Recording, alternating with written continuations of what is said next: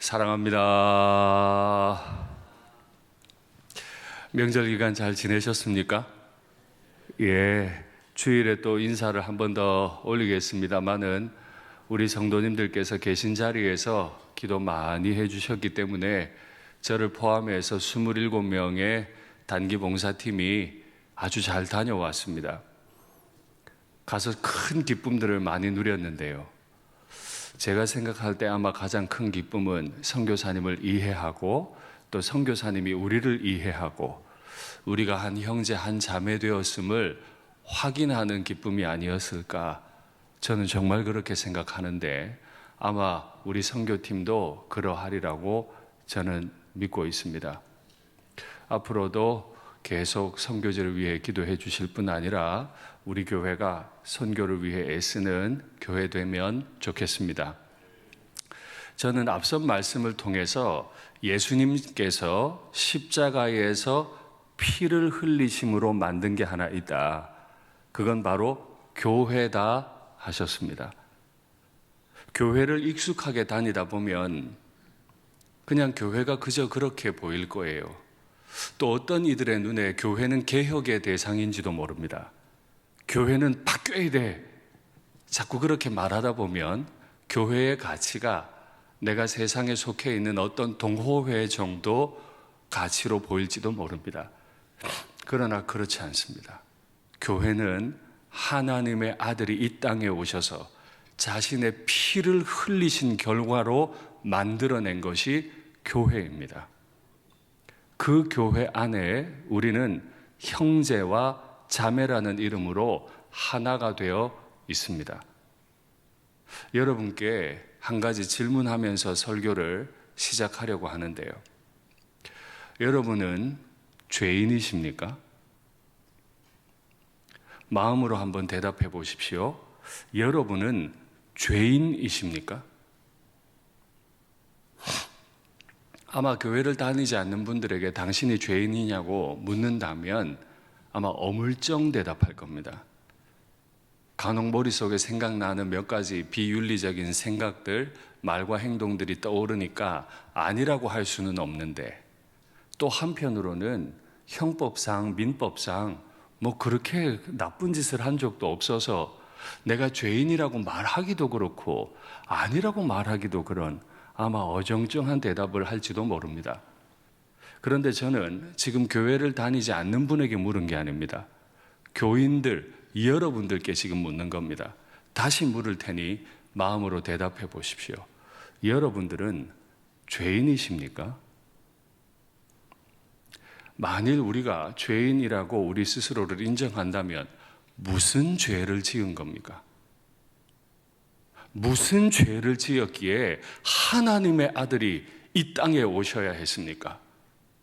내가 무슨 죄를 지었기에 하나님의 아들이 여기 와서 십자가에서 자기 피를 흘리지 않으시면 안 되었던 것입니까? 달리 말하면 십자가 앞에 서면 저나 여러분이나 심각한 죄인임을 깨달을 수 있다는 말인데, 그게 교회입니다. 십자가 앞에 서서 하나님의 아들을 죽인 죄인이 나임을 발견하는 사람들의 모임 혹은 그 개인, 그게 교회예요. 그렇기 때문에 교회에서는 주인이 없어요. 주인공이 없어요. 목사도 주인이 아니고 직분자들도 주인이 아니에요. 다 죄인들이에요. 예수님 아니고는 아무도 그 앞에서 말할 수 있는 사람이 없는 거죠. 지난주 말씀에 2장 14절에 십자가로 이 둘이 하나 되게 만드셨다. 이 둘은 무엇입니까? 유대인과 헬라인. 2000년 전 사람들에게 딱 두 인류밖에 없었죠. 유대인이라는 사람과 헬라인이라는 사람들. 두 인류밖에 없었기 때문에 지난주 설교 제목이 민족적 경계가 허물어지는 것을 경험하는 신인류. 유대인과 헬라인으로 나누어져 있던 그 인류 개념이 하나가 더 생긴 거예요.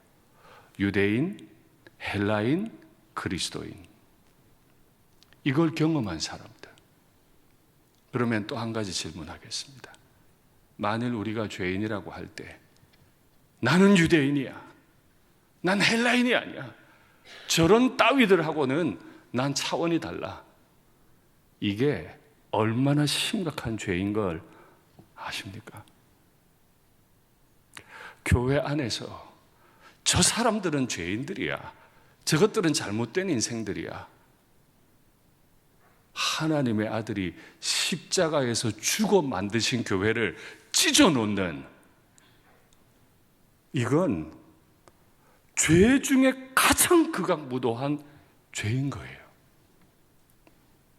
그래서 우리는 교회에 와서도 날마다 죄인임을 고백하지 않을 수가 없어요. 내 마음에 교회 안에서까지도 자꾸 미워하고 밀어내고 원수를 맺거든요. 이것보다 더 심한 죄는 없습니다. 오늘은 민족적 경계가 허물어질 뿐 아니라 더 심각한 경계가 허물어지는 것을 경험하는 신인류에 관한 이야기를 하려고 합니다. 또 십자가로 이 둘을 한 몸으로 하나님과 화목하게 하셨으니, 십자가로 이 둘, 유대인과 헬라인을 하나 되게 하셨는데, 오늘 16절에 보니까 십자가로 이 둘을 한 몸으로 하나님과 화목하게 하셨다. 여러분, 교회는 하나님 앞에 어떤 모습으로 나갑니까? 한 사람 한 사람이 하나님 앞에 말씀 읽고 기도함으로 나갑니다. 그런데 우리가 너무 사랑하는 하나님의 말씀, 2장 16절 말씀에 보면 이 둘이 어떻게 해요? 한 몸으로 하나님과 화목하다. 하나님과 화목해지려면, 하나님과 하나가 되려면 먼저 전제가 필요한데, 그 전제가 뭐라고요? 이 둘이 먼저 한 몸이라 해야 돼요. 교회 안에 파가 나누어져 있으면, 교회 안에서 밀어내고 싶은 사람이 있으면 한 몸이다 아니다? 아니다. 한 몸이 아닌 그 사람이 감히 자신의 아들을 십자가에 피 흘리게 하심으로 교회를 만드신 분 앞에 나아가서 난 하나님과 하나 되기 원합니다 할 수 있다 없다? 없다. 한 아버지에게 딸이 있습니다. 이 딸을 유괴하고 이 딸을 갈취했습니다. 죽였습니다. 그리고는 그 딸의 아버지 앞에 가서 난 당신과 가족 되기 원합니다 할 수 있습니까? 없습니까? 할 수 있습니까? 없습니까? 없습니다. 그런데 우리는 교회 안에 팔을 나누고 미워하는 죄를 죄로 여기지 않는 거예요. 하나님의 아들이 대신해서 죽어진 그 사람을 내가 밀어내도 된다고, 그 사람을 정죄해도 된다고, 그 사람의 가슴을 아프게 후벼 파도 된다고 생각하면서 그 하나님의 아들 앞에 그 하나님께 천연덕스럽게 나가서 기도한단 말이에요. 어찌 하나님이 그 사람을 받을 수 있습니까? 그래서 하나됨은 교회를 교회되게 하는 가장 우선적인 본질입니다. 유대인과 헬라인의 경계가 무너진다면 이제 두 번째, 경계가 무너진 유대인과 헬라인이 한 몸을 이루어서 하나님 앞으로 가서 하나님과 화목하기 원합니다. 그제서야 요청할 수 있습니다. 교회 안에 미운 사람 없습니까? 미움을 정당화하고 있지는 않습니까? 미움이 1년, 2년, 3년이 돼서 그게 고착화되어 버리진 않았습니까? 그 채로 하나님께 얻을 것은 없습니다. 만일 무언가 내가 받았다면 그건 하나님이 주신 게 아닐 수 있다는 걸 명심하셔야 합니다. 마귀도 우리에게 이적을 일으킬 수 있기 때문입니다. 마귀로부터 받아놓고 하나님으로부터 받았다고 착각하면 하나님의 종이라고 생각하고 살았는데 평생 마귀의 종으로 산 것과 다르지 않기 때문입니다. 그러니 오늘 이 말씀은 정말 두렵게 받으셔야 해요. 하나님의 아들이 어느 정도로 나누어진 것을 싫어하냐 하면 원수된 것을 십자가로 소멸하시고, 원수 맺으신 적이 있으세요? 제가 아무리 생각해도 제가 마음을 아프게 해드린 분도 있을 것이고 제 마음을 아프게 한 분도 있을 텐데 저는 제 평생에 원수 맺은 적은 없는 것 같은데요. 그런데 하나님의 눈에 나는 누구라고요? 원수요. 그거 알고 계셨습니까? 알고 계셨습니까? 하나님의 아들이 이 땅에 오시기 전에 하나님 눈에 저는 뭐로 보였다고요? 원수요. 여러분들도 아마 원수 맺으신 적이 없으실 겁니다. 근데 원수 정도는 아니더라도 미워하는 분 있지 않습니까? 어떠세요? 우리 솔직하게 얘기하죠. 내가 되게 미워하는 사람이 있는데 그 사람이 전화를 걸어서 그 사람 이름이 휴대전화에 딱 떠요. 무슨 생각 드십니까? 할렐루야, 이런 생각이 드십니까? 왜 전화했어 이거? 이런 생각이 드십니까? 잠깐 미워하더라도 이름만 봐도 소름이 돋습니다. 온몸에 땀이 흐릅니다. 숨이 막혀요. 그런데 하나님이 우리를 보실 때 어땠다고요? 원수로 보셨다고요. 본능적으로 싫어요. 인두로 가슴을 찢은 것 같아서 그 사람 비슷하게 생긴 사람만 봐도 심장이 무너져 내릴 겁니다. 내 딸을 유괴해버렸어요. 그 비슷한 사람을 보기만 해도 심장이 벌렁벌렁 할 겁니다. 하나님이 우리를 보시는 순간에 저 원수 아니야, 견디실 수가 없었을 겁니다. 하나 될 수 있을까요? 하나 될 이유가 있습니까? 하나님께서 지극히 거룩한 창조주가 이 죄인과 하나 될 이유가 있습니까? 우리는 여전히 하나님과 원수된 걸 모르고 있는데 하나님은 우리를 볼 때 원수로 보시는데, 우리가 와서 기도한다고 엎드리면 원수가 지금 뭘 해달라고 간구하는 건데 하나 될 이유가 있습니까? 없지 않습니까? 그런데 하나님은요, 하나 되기 원하셨어요. 이 원수 같은 나와 하나 되기 원하셨어요. 여러분, 오늘 정말 마음 담아 들으셔야 돼요. 우리는 하나님 앞에 그저 그렇고 그런 사람 정도가 아니라 원수예요, 원수. 내 새끼 유괴해간 원수라고요. 그 원수가 어떻게 하나가 돼요? 그런데 하나님은 그 원수와 하나 되기 원하셨다. 근데 원수가 그냥 되나요? 그 원수 된 것을, 원수인 상황일 뿐 아니라 그 원수인 상황으로 말미암아 발생하는 것들, 영어로 보면 hostility, 적대감입니다. 보는 순간 공격해버리고 싶은, 죽여버리고 싶은 그 hostility, 적대감을 십자가로 소멸하시고, 여기 이 소멸하셨다는 말은 살육하다 하는 뜻입니다. 한 민족을 말살시켜버리는 거예요. 완전히 없애버리는 거예요.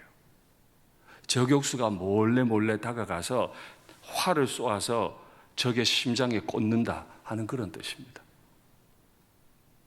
하나님이 우리를 보니까요, 윤상덕이를 보니까요, 저거 하나님의 원수예요. 하나님의 심장이 벌렁벌렁거려요. 저걸 도저히 사랑할 수가 없어요. 하나님 안에 윤상덕이에 대한 적대감, 하스틸리티가 있는 거예요. 근데 하나님이 그걸 그냥 안 두셨다고요. 어떻게 했다고요? 십자가라는 공격 무기를 딱 들이대가지고 이 원수된 것, 적대감을 slain, 완전히 살육, 저격해버렸다. 군에 다녀오신 남자분들 아실 겁니다. 모든 군인들은 총을 쏠 수 있습니다. 그러나 모든 군인이 저격수가 되는 건 아닙니다.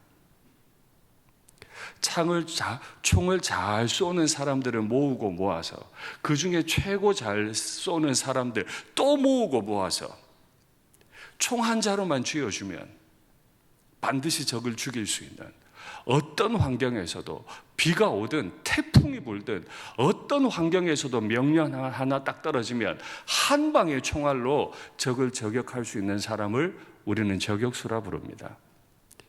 그 사람이 적을 제거할 때 쓴 단어가 slay입니다. 하나님이요, 윤상덕이를 딱 보는데 적대감이 일어나니까 십자가라고 하는 공격 무기를 딱 들고 오셔서 저와 하나님 사이에 원수된 것, 적대감을 정조준하셔서 저격해버리신 거예요.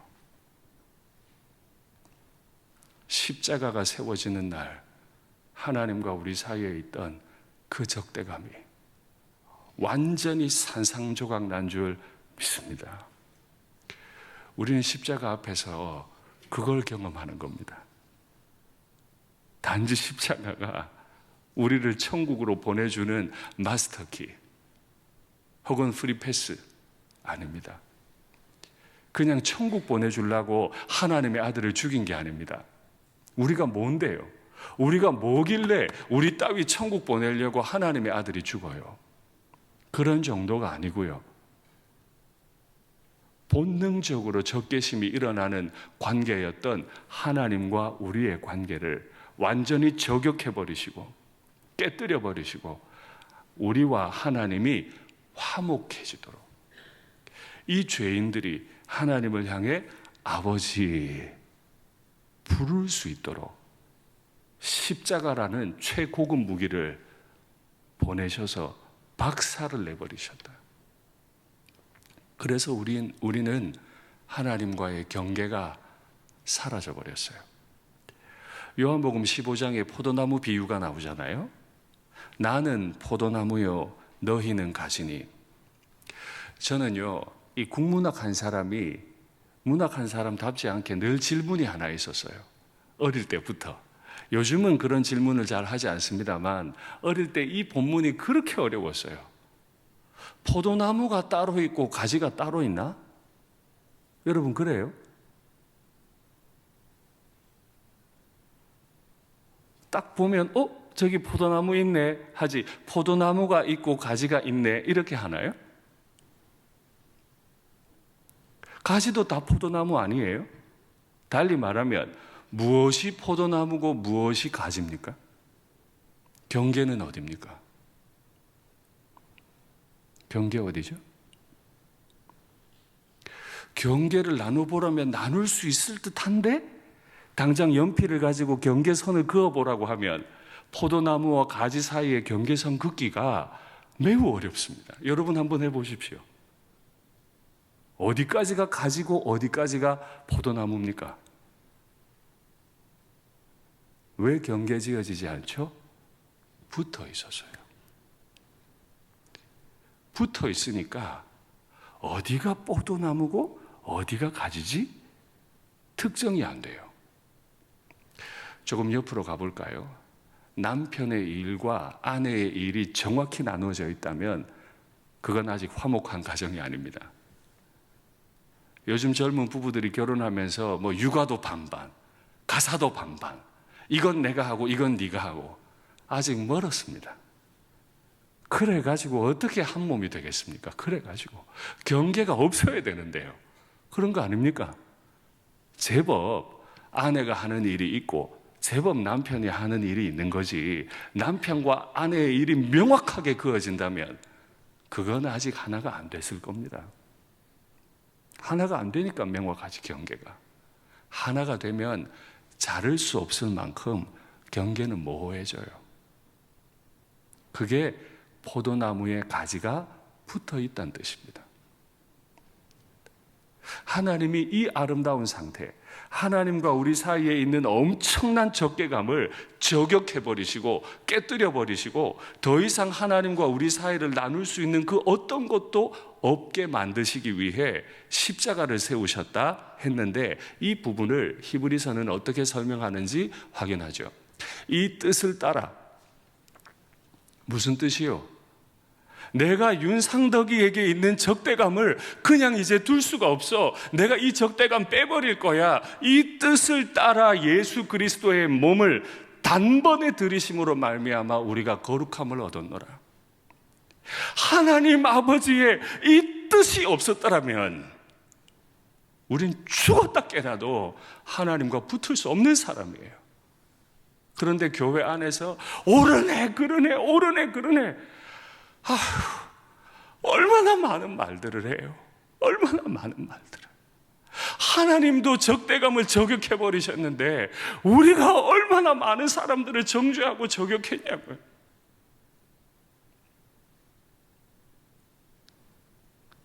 교회 안에 다툼이 있으면, 교회 안에 자꾸 경계가 나누어지면 그건 참 어려워집니다. 교회로 기능을 못합니다. 또 말씀 볼까요?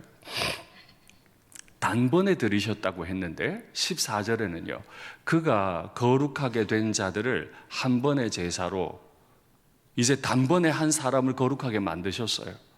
거룩하게 만들었는데 이게 무너지지 않도록, 또다시 적대감이 들지 않도록 영원히 온전하게 하셨느니라. 죄인인 우리가 오늘도 이 자리에 나와서 하나님을 아버지라 부르고 마치 나는 의로운 자인가처럼 아버지 앞에 뭔가를 간구할 수 있는 건 하나님의 뜻으로 말미암아 그의 아들이 십자가에 피 흘리심으로 말미암아 그들과 우리가 하나 되고 우리와 하나님이 화목해졌기 때문이지, 내가 무언가를 했기 때문이 아닌 줄 압니다. 히브리서의 관점과 달리 고린도 후서는 조금 더 직설적인 또 다른 언어를 사용합니다. 고린도 후서 말씀 볼까요? 곧 하나님께서 그리스도 안에 계시사. 아들이 아버지 안에 있어야 되잖아요. 그런데 고린도 후서에서 뭐라 그래요? 하나님, 아버지죠. 하나님 아버지께서 아들 그리스도 안에 계세요.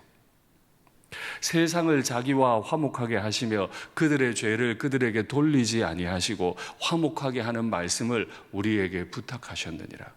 제가 저걸 극화해 보겠습니다. 하나님의 아들이 이 땅에 오셨어요.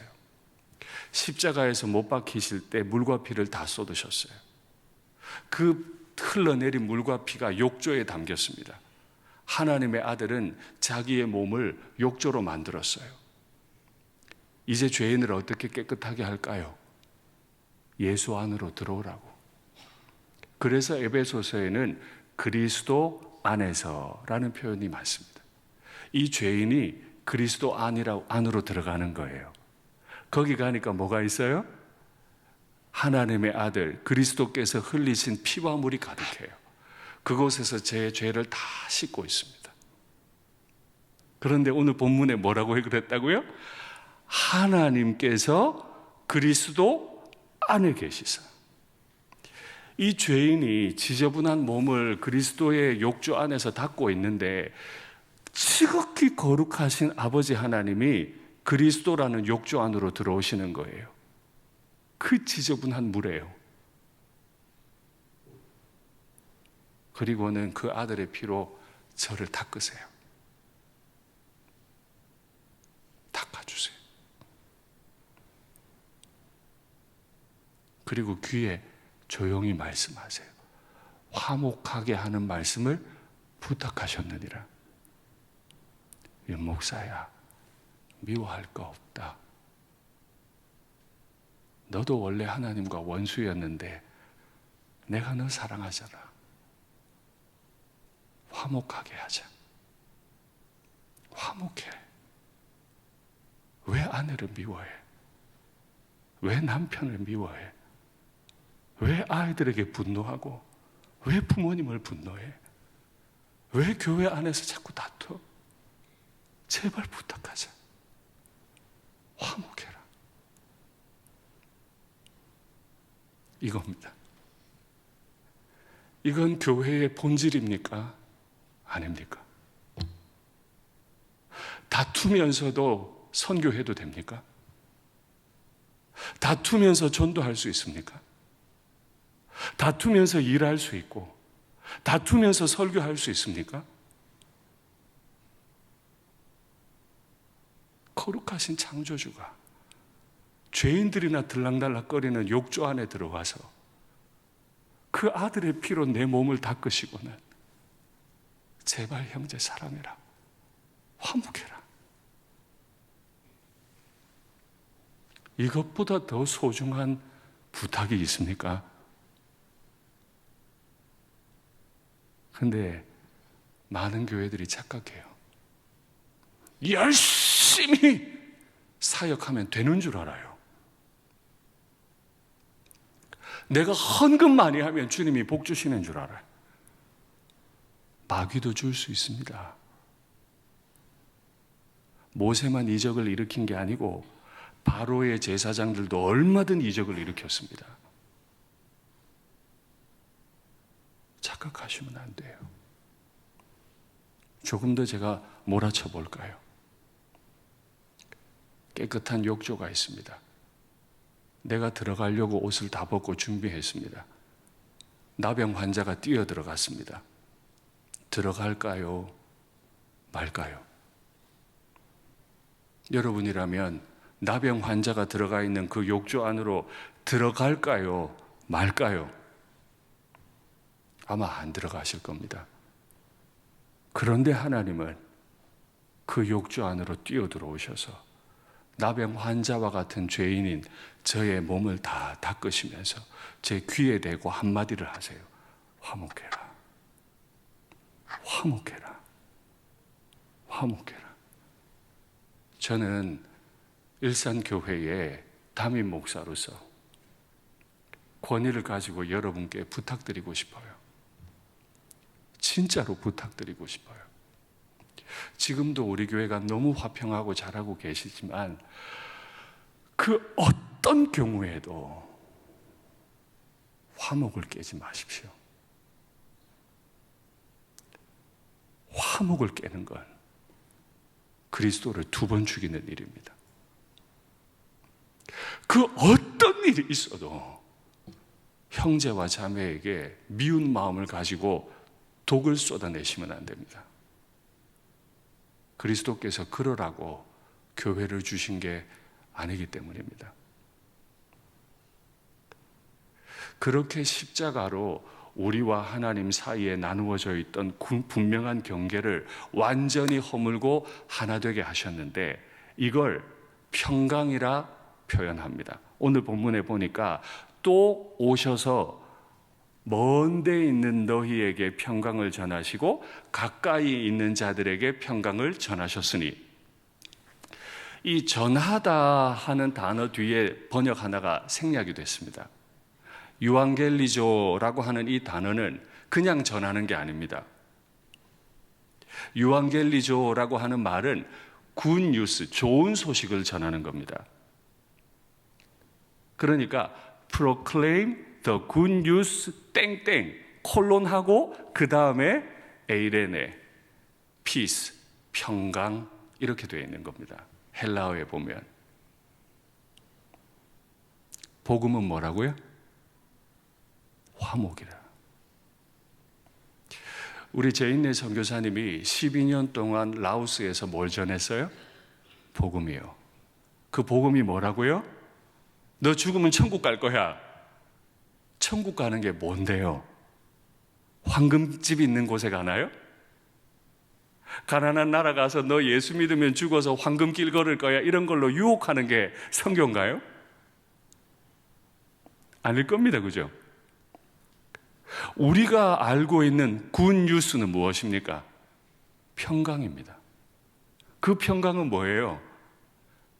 헬라인과 유대인 간의 경계가 허물어짐, 거룩하신 창조주와 죄인의 경계가 완전히 허물어짐. 그래서 한 욕조 안에 창조주와 죄인이 함께 들어가고 나병 환자와 나병이 없는 사람이 한 욕조 안에 함께 들어가는 상태. 이것이 굿뉴스 복음이라.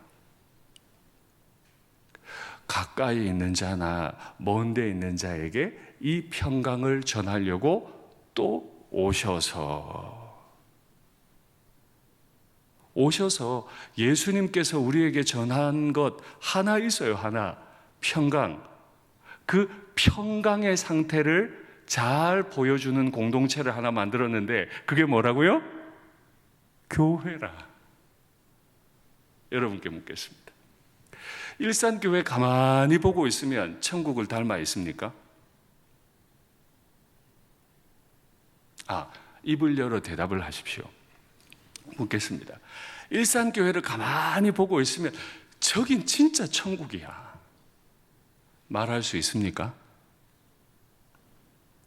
보세요. 입을 열어 말하라 그래도 말 못하잖아요. 더 좁혀볼까요? 일산교회 당회를 보고 있으면, 왜 당회입니까? 교회 대표인 목사와 교인의 대표들이신 장로님들의 모임, 그 어느 곳보다도 천국을 잘 드러내야 할 모임이죠? 맞잖아요. 일산교회 당회를 보고 있으면 거긴 천국입니까? 일산교회 직분자들이 모여서 주의 일을 하겠다고 결정하는 자리인 재직회를 보면 거긴 천국입니까?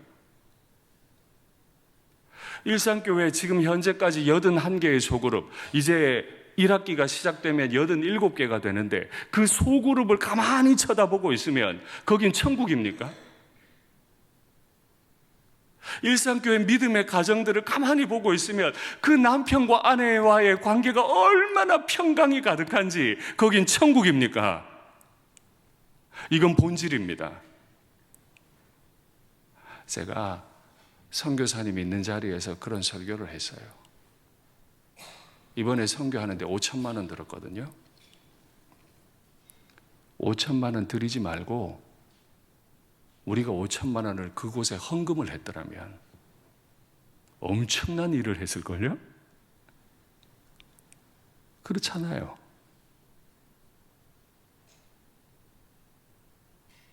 그런데 왜 우리는 5천만 원 들여서 간 거죠?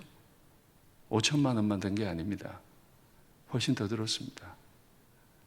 그런데 왜 우리는 5천만 원을 들여서 거기 가서 그 일을 하고 온 거예요? 왜? 일하러 간 게 아니니까요. 무언가 대단한 업적을 남기고 오려고 한 게 아니니까요. 선교사님 계신 곳에 같이 가서 무슨 고민을 하고 무슨 사역을 하시는지 우리가 보고 같이 느끼고 하나가 돼서 함께 기도하고 기도 제목 받아 오려고 간 거 아닌가요? 일하러 갔더라면 차라리 5천만 원을 보내드렸으면 더 많은 거 했을 겁니다. 2번이면 1억입니다, 세상에. 그러나 1억을 주고도 바꿀 수 없는 거 있잖아요. 선교사님이 우리를 사랑하고 우리가 선교사님을 사랑한다, 이거 확인하는 건 1억이 아니라 10억보다 더 귀한 거 아닙니까? 그 상태가 평강이라. 이 평강이 우리 가운데 넘치면 좋겠습니다. 하나님 아버지는 어떻게 이 먼 데 있던 에베소인들에게 오셔서 이 에이레네, 이 평강을 전해주셨을까요? 언제 전했죠? 말씀 볼까요? 우리 각 사람이 난 곳 방언으로 듣게 되는 것이 어찌미냐. 우리는 바데인, 메데인, 엘라민 쭈르륵 가서, 저 이야기는 이스라엘을 중심으로 완전히 서쪽으로 지중해 전체 모든 도시를 열거한 겁니다. 곧 유대인과 유대교에 들어온 사람들과 그레데인, 세상에서 가장 거짓말 많이 하고 탐욕스러운 사람들의 대명사 그레데인, 아라비아인들이라 우리가 다 우리의 각 언어도 다 달라요. 그런데 하나님의 큰 일, 그 한 가지 일을 말함을 듣는도다. 성령께서 마가의 다락방에 강림하시는 날, 모든 민족들이 하나로 통일돼 버려요. 방언을 했다, 그러니까 방언해야 한다, 이런 건 아주 부차적인 문제고 신학적이지도 않아요.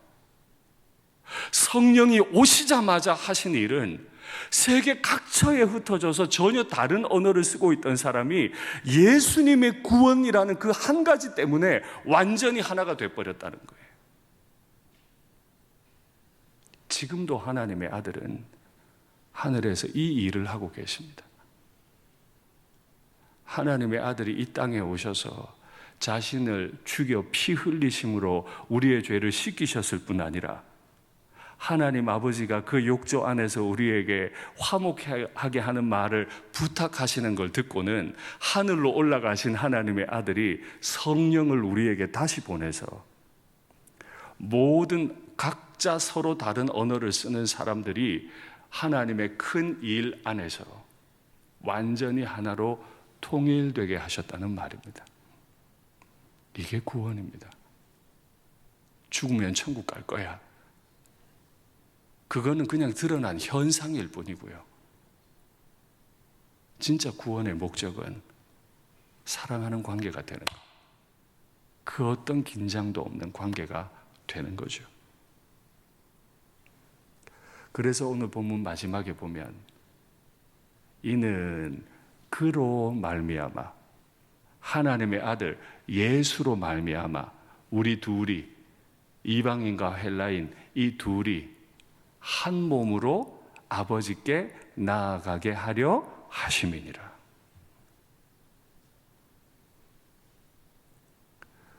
오늘 말씀의 제목이 깁니다. 그렇죠?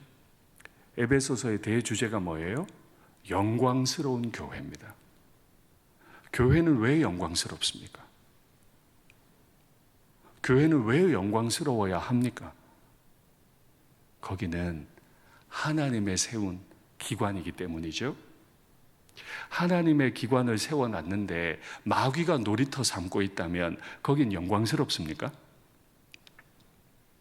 내가 집을 지었는데 쥐들이 돌아다니고 도둑놈들이 들락날락거린다면 그건 영광스럽고 내 집 맞습니까? 아닐 겁니다. 하나님의 교회는 하나님의 것이기 때문에 영광스러운데요. 그 영광은 무엇입니까? 죄인이 들어와서 죄가 씻겨져 나가고 하나님과 한 목욕탕 안에서 목욕을 하고 하나님이 이 죄인의 귀에 화목하게 하는 복음을 부탁하시고 그 부탁 때문에 본능적으로 미웠던 그 사람이 미워지지 않게 되게 하기 위해 십자가를 가지고 저격을 해서 그 적개심을 다 무너뜨려 버리고 하나 되는, 더 이상 민족적 경계도 없고 하나님과 죄인 사이에 어떤 경계도 없는, 그래서 내가 하나님인지 하나님이 나인지 도무지 나눌 수 없는, 내 아내를 보니 하나님을 보는 것 같고 내 남편을 보니 하나님을 보는 것 같고 우리 성도들을 보니 하나님을 보는 것 같고 담임 목사를 보니 하나님을 뵙는 것 같고, 그게 영광입니다. 그게 영광입니다. 말씀을 맺겠습니다. 성도는 전혀 새로운 것들을 경험하고 있는 신인류입니다. 민족적 경계가 완전히 허물어지는 걸 경험합니다. 또 한편으로는 하나님과 한 목욕탕 안에 거하면서 하나님의 비밀, 그 큰 일을 듣는 사람들입니다. 우리 일산교회가 엄청나게 큰 일 하지 않아도 괜찮습니다. 그러나 하나님이 부탁하신 이 평강의 복음, 이 복음 하나는 잘 지키고 전하는 교회 되면 좋겠습니다.